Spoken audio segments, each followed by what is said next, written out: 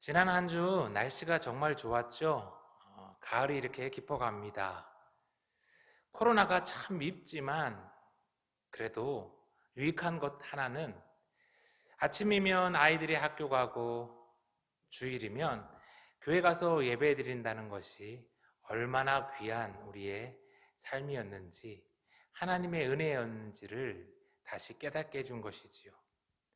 사무엘상 7장에서 블레셋에 고통받던 이스라엘은 하나님의 은혜로 그토록 바라던 평화가 찾아옵니다. 그리고 사무엘의 리더십 아래에서 한동안 그 달콤한 평화를 누리게 되었지요. 그런데 안타깝게도 이제 그 시간이 흐르면서 사람들은 평화가 어떻게 왔으며 또 그 평화가 얼마나 소중했는지를 금방 잊어버리게 됩니다. 8장 1절의 말씀입니다. 사무엘이 늙음에 그의 아들들을 이스라엘 사사로 삼으니 장자의 이름은 요엘이요 차자의 이름은 아비야라. 그들이 브엘세바에서 사사가 되니라. 그의 아들들이 자기 아버지의 행위를 따르지 아니하고 이익을 따라 뇌물을 받고 판결을 굽게 하니라. 위대한 사사 사무엘 또한 마찬가지였던 것 같아요. 사무엘의 인생에 잘못한 것을 찾아보기가 참 힘든데 오랜 시간 이어진 평화 때문이었는지 그만 사무엘도 나이가 들면서 엘리가 했던 잘못을 반복하고 맙니다. 바로 자기 자식들한테 사사의 직분을 물려준 거예요. 사무엘은 두 아들의 이름을 요엘과 아비야라고 지었습니다. 요엘이란 이름의 뜻은 야훼는 하나님이시다 라는 뜻이고요. 아비야는 야훼는 나의 아버지이시다 라는 뜻이에요. 사무엘이 자식의 이름 하나만큼은 정말 기가 막히게 잘 지었어요. 당연히 그 이름을 부를 때마다 자식들이 그렇게 자라주기를 바랐겠죠. 그런데 세상에서 제일 힘든 게 자식 농사잖아요. 어디 자녀들이 우리 부모 뜻대로 됩니까? 엘리의 아들 홈리와 비느하스와 마찬가지로 사무엘의 아들들조차 좋은 사사가 되지 못했어요. 제사장이나 레위인의 직분은 하나님께서 그 자녀가 그 직분을 이어가도록 하셨지요. 그러나 하나님은 이스라엘 백성들을 이끌 영적 리더는 결코 자식에게 세습시키지 않으셨어요. 모세에 이어서 여호수아가, 사사에 이어서 또 다른 사사가, 하나님은 그 시대에 맞게 하나님이 선택하셔서 하나님의 사람을 세우시고 하나님의 일들을 해 나가셨어요. 에벤에셀의 큰 승리 이후에 사무엘이 이런 일을 했다, 저런 업적을 쌓았다 그렇게 할 만도 한데 성경은 7장 15절부터 18절까지 단 3줄로 사무엘이 사는 날 동안 이스라엘을 순회하며 다스렸다라고 짧게 요약하고 끝내버려요. 대신 오늘 우리가 읽은 이 8장부터 성경은 다시 평화가 사라지고 고통이 시작된 그 이스라엘의 역사를 길고 상세하게 들려줍니다. 성도 여러분, 지금 성경이 우리에게 무엇을 말하고 있습니까? 위대한 사사 사무엘이라 할지라도 자녀에게 사사의 직분을 세습한 것은 잘못했다는 거예요. 그로 인해 한평생 사사로서 온 이스라엘을 돌며 수고한 그 사무엘의 일조차 초라하게 되어버려요. 그런데 더 큰 문제는 사사의 직분을 세습한 사무엘의 잘못이 단지 사무엘의 집안 문제로 끝나지 않는다는 거예요. 4절의 말씀입니다. 이스라엘 모든 장로가 모여 라마에 있는 사무엘에게 나아가서 그에게 이르되 보소서 당신은 늙고 당신의 아들들은 당신의 행위를 따르지 아니하니 모든 나라와 같이 우리에게 왕을 세워 우리를 다스리게 하소서 한지라. 사무엘의 자식들이 사사로서 뇌물과 이익에 따라서 판결을 하니까 이스라엘에 문제가 생겨납니다. 그런데 그랬다면 이스라엘 장로들이 와서 사무엘의 아들들 대신 새로운 사사를 세워달라고 요청하면 될 일이에요. 그런데 오늘 그렇게 하지 않고 사사가 아닌 새로운 왕을 세워달라고 하고 있습니다. 이건 완전히 다른 이야기예요. 새로운 국가 시스템을 지금 장로들은 요구하고 있는 거예요. 얼핏 생각하면 이게 무슨 큰 문제가 되냐, 이게 무슨 잘못이냐라고 할 수 있지만 오늘 새로운 왕을 세워달라는 이스라엘 장로들의 요구는 분명히 잘못된 것입니다. 새로운 왕을 세워달라고요? 여러분, 지금 이스라엘엔 왕이 없나요? 아닙니다. 이스라엘에는 이미 왕이 있어요. 그들을 애굽에서 인도해 내시고 가나안 땅에 정착해 살도록 하신 야훼 하나님이 영원한 이스라엘의 왕이세요. 그런데 문제는 그 왕이 눈에 보이지 않는다는 거예요. 무슨 말씀을 하시는지 들리지 않는다는 거예요. 무엇보다 그 왕은 내 뜻대로, 내 마음대로 움직여주지 않는다는 거예요. 종종 왕의 대리자인 사사를 통해서 그분의 이야기를 들어야 했고요. 보이지 않는 그 왕께 순종하고 예배해야 했어요. 이스라엘의 다른 나라들은 너무나 이런 방식과는 달랐어요. 이렇게 사는 게 싫었어요. 그런데 마침 사무엘의 아들들이 좋은 명분을 만들어준 것이죠. 이스라엘 장로들의 이 요구가 왜 잘못되었는지를 우리가 좀 더 잘 이해하려면 우리는 하나님 나라에 대해서 더 잘 알아야 해요. 이스라엘은 애굽에서 파라오의 종이었습니다. 파라오가 누굽니까? 애굽의 왕, 태양신의 아들로 여겨지던 고대세계 가장 강한 존재였어요. 그런 왕의 노예로 비참하게 살던 이스라엘을 하나님이 그 파라오를 10가지 재앙으로 박살내시고 이스라엘에게 자유를 주신 거예요. 그리고 이스라엘을 가나안 땅에 새로이 정착하기까지 하나님은 아모리 왕 시온과 바산 왕 옥과 그리고 가나안의 여러 왕들을 죽이세요. 그리고 새로운 이스라엘이 12지파로 흩어져서 그 땅에 자리 잡고 살아가게 하나님은 하세요. 왜 하나님이 파라오를 박살내시고 가나안 왕들을 죽이셨을까요? 그리고 성경은 왜 하나님이 왕들을 박살내고 죽이신 것을 기억하라고 하실까요? 하나님의 나라와 반대되는 게 바로 왕이 존재하는 피라미드 시스템입니다. 사람 위에 사람이 있는 나라, 왕과 그의 신하들은 호의호식하지만 대다수의 백성들은 노예가 되어서 죽도록 고생하는 그런 나라. 하나님은 그런 나라를 너무너무 싫어하세요. 그래서 성경은 하나님이 세상의 왕들을 멸하시고 그 시스템을 부숴버린 것을 기억하라는 겁니다. 그래서 하나님은 이 이스라엘을 아예 애굽에서 통째로 떠나게 하신 거예요. 그리고 새로운 땅 가나안에서는 절대로 피라미드 시스템으로 돌아가는 그런 왕국을 만들지 말고 12지파가 흩어져서 함께 살아가는 연합 공동체를 이루며 살라고 하셨어요. 절대 사람 위에 사람이 서지 말라고. 온 땅의 주인은 하나님이시고 하나님만이 너희들의 참된 왕임을 잊지 말라고. 이스라엘 사람들이 다윗 왕국을 좋아하고 그리워하니까 우리도 하나님이 왕국을 좋아하시고 또 그 방향으로 이끌어 가신다고 착각하기 쉬운데 그렇지 않아요. 하나님은 결코 왕국을 통해서 하나님의 나라를 이 땅에 이루지 않으세요. 만약에 그러셨다면 예수님이 이 땅에 오셔서 십자가를 지시는 것이 아니라 로마를 물리치고 새로운 왕국을 건설하셨겠죠. 빌라도가 예수님을 향해 내가 유대인의 왕이냐라고 묻습니다. 그 질문에 예수님은 이렇게 답하세요. 예수께서 대답하시되 내 나라는 이 세상에 속한 것이 아니니라. 만일 내 나라가 이 세상에 속한 것이었더라면 내 종들이 싸워 나로 유대인들에게 넘어지지 않게 하였으리라. 이제 내 나라는 여기에 속한 것이 아니니라.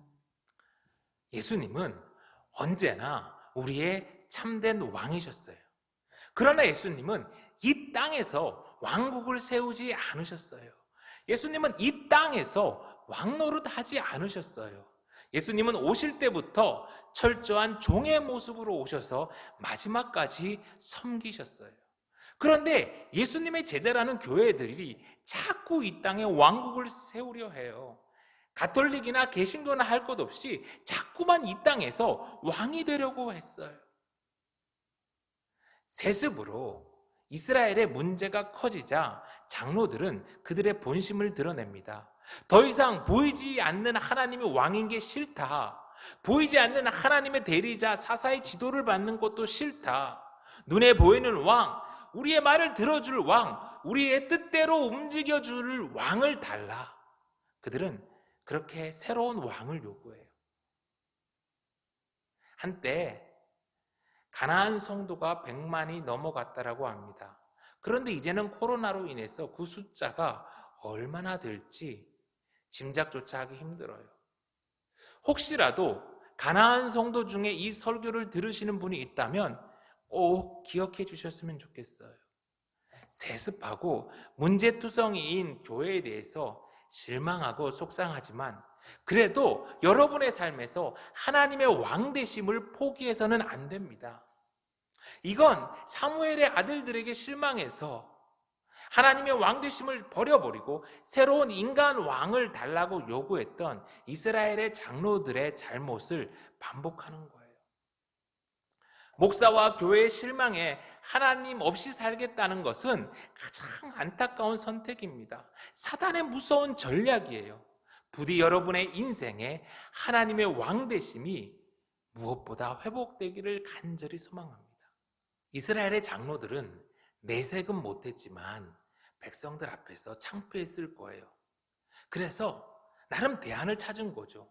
자기들은 하나님의 뜻도 못 듣고 자기들끼리 연합도 잘 안 되는데 옆에 나라 보니까 거긴 왕이 있어서 전쟁과 같은 위급한 상황이 되면 일사불란하게 움직이거든요. 또 그 밑에 고위 관료들은 여전히 왕과 함께 백성들 위에 군림하면서 자기들 누릴 것을 다 누리거든요. 조선왕조 500년 동안 4대부들이 그랬잖아요. 하나님은 이스라엘을 12지파로 흩어져서 살아가게 하시면서 그곳에 각 지파의 장로들을 세우셨습니다. 그랬다면 이스라엘의 장로들은 왕을 요구할 것이 아니라 각자의 자리에서 자기에게 맡겨진 사명을 감당해야 했어요.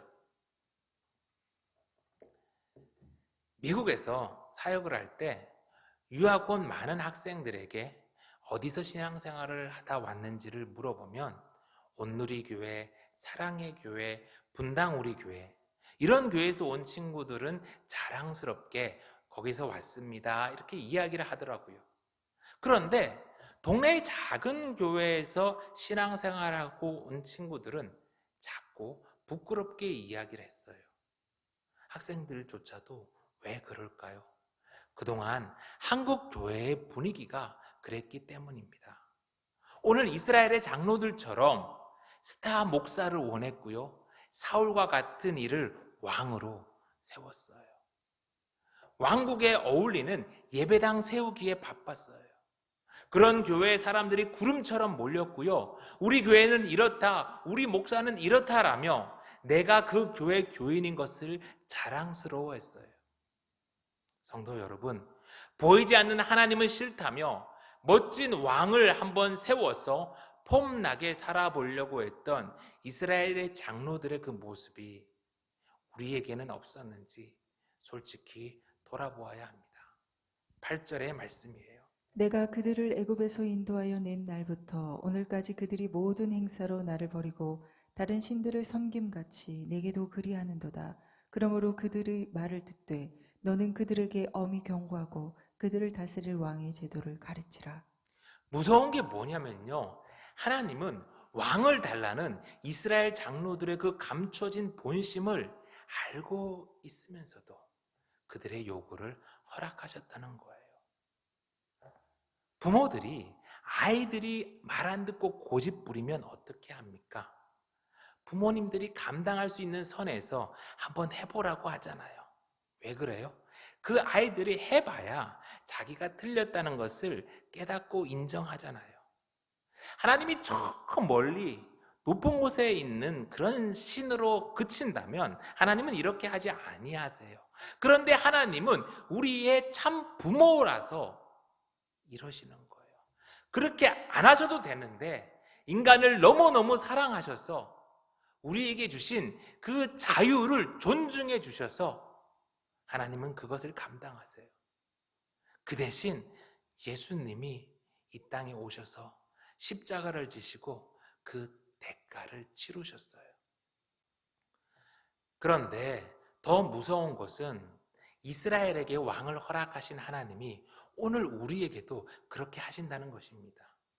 땅도 인구도 얼마 안 되는 작은 이 나라에 세계에서 손꼽히는 초대형 교회가 여러 개 있어요.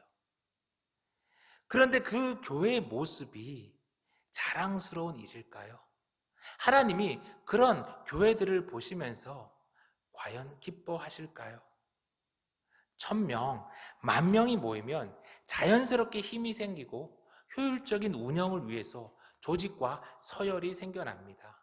중간 관리자도 필요하고 최고 경영진도 있죠. 그런데 교회의 운영과 효율을 위해서 관리자가 필요하고 급기야 왕까지 있어야 한다면 그것은 더 이상 교회가 아닙니다.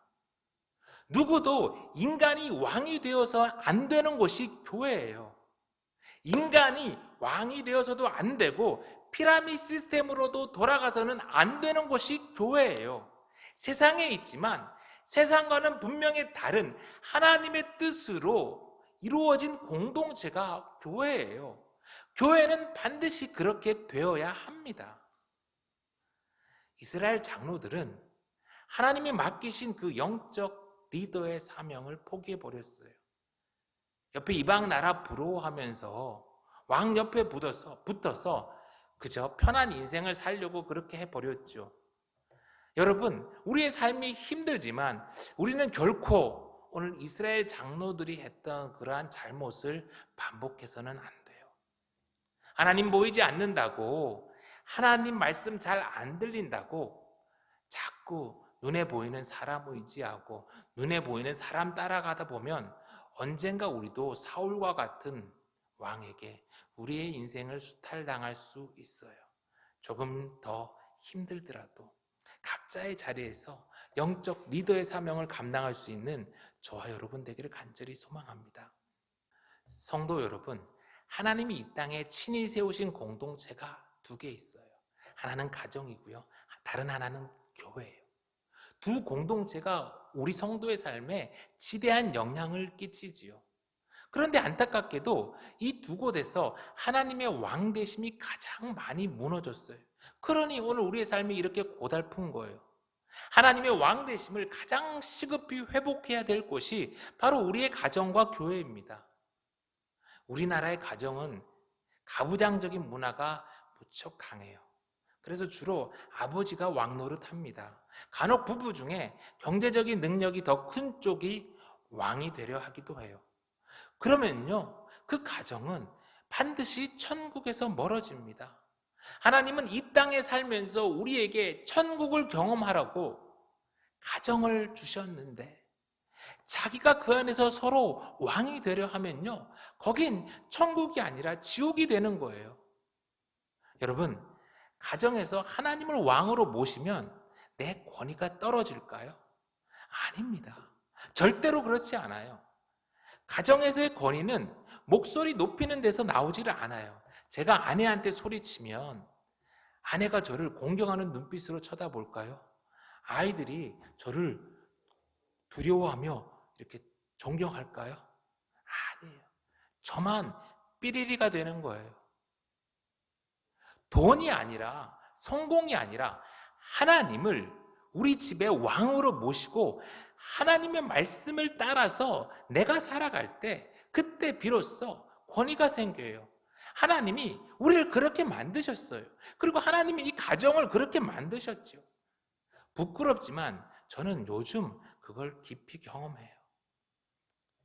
집에서 하나님이 왕되지 못하는데 우리의 자녀들을 일주일에 한 번씩 잠깐 교회에 보낸다고 그 자녀들이 신앙이 잘 자랄까요? 여러분, 그렇지 않아요. 그거는 로또 사고 당첨되기를 바라는 거랑 똑같아요. 하나님이 오죽하면 이 코로나를 통하여 모든 교회 학교 그 좋은 프로그램들을 다 스톱시키고 가정에서 부모를 통해서 신앙생활 새로 하고 예배를 다시 드리게 하시고 있을까요? 여러분, 자녀를 사랑하시고 정말로 아이들이 신앙생활을 잘하기로 바라신다면 무엇보다 우리의 가정에서 하나님의 왕되심이 회복되어야 합니다. 부모가 먼저 하나님을 왕으로 모시고 사는 것을 모범 보일 때 비로소 자녀들도 진짜 하나님이 왕이실까를 고민하며 따라하지 않겠어요? 그때 비로소 우리의 가정이 천국으로 변하는 거예요. 두 번째로, 하나님이 왕이 되셔야 하는데 가장 안 되는 곳이 바로 교회입니다. 가정이야 사람이 얼마 안 되니까 왕이 되려고 해도 잘 왕이 되지 못하죠. 그런데 사람이 많이 모이니까 교회는 너무나 왕이 되기가 쉬워요. 얼마 전에 어머님 장례를 치렀습니다. 마음이 아픈 가운데서도 그래도 참 감사했던 것은 어머님이 평생 다니셨던 교회에 많은 분들이 오셔서 위로해 주셨던 거예요. 특별히 담임 목사님이 임종하시기 전에 오셔서 어머니를 위해 기도해 주셨고 장례 중에도 위로 예배, 발인 예배를 인도해 주셨어요. 교인들과 어머니 이야기를 나누는 겁니다. 중간에 또 부목사님이 자주 오셔서 어머니 이야기를 하며 또 천국에서 다시 만날 날을 슬프지만 함께 기약했어요. 상주로서 제 마음이 참 따뜻했어요. 좋았어요. 그런데 얼마 전에 또 다른 장례식을 참석했는데 마음이 많이 아프더라고요. 왜냐하면 그 장례식에 담임 목사님은 당연히 못 오고 부목사님이 오셨는데 그 오신 부목사님이 고인이 누구신지를 모르는 거예요. 가족들도 잘 모르고 예배를 인도하게 된 거예요. 왜 이런 일이 생깁니까? 교인이 10,000명을 넘어가니까 담임 목사가 장례를 부목사에게 자연스럽게 맡기고, 그런데 부목사는 또 너무 자주 바뀌니까 거기다가 올해 새로 부목사가 오게 된 사람은 그 고인을 모르는 이런 안타까운 일이 일어난 것이죠. 교회가 너무 커서 왕이 생기고 문제가 생긴다면 조직과 제도를 만들어서 해결할 것이 아니라 교회의 크기를 줄여야 해요. 우리 교회학교 공간 503호의 이름이 겨자나무입니다. 예수생명교회는 한 그루 거대한 백향목 나무 같은 교회가 되기를 바라지 않아요. 작지만 지친 새들이 와서 앉아 쉴 수 있는 겨자나무 같은 교회, 그런 나무들이 숲을 이루는 것이 예수생명교회의 바람이에요. 이제 말씀을 마칩니다. 세상은 아무리 풍족해도 인간이 왕인 곳은 다툼이 가득한 지옥이 돼요. 세상은 하나님이 왕이 되실 때 비로소 가정도 교회도 천국이 됩니다. 지금 우리가 회복해야 할 것은 무엇보다 우리의 삶에 하나님을 왕으로 모시는 거예요. 하나님만이 저와 여러분의 왕 되시는 그런 예수생명교회 되기를 간절히 소망합니다.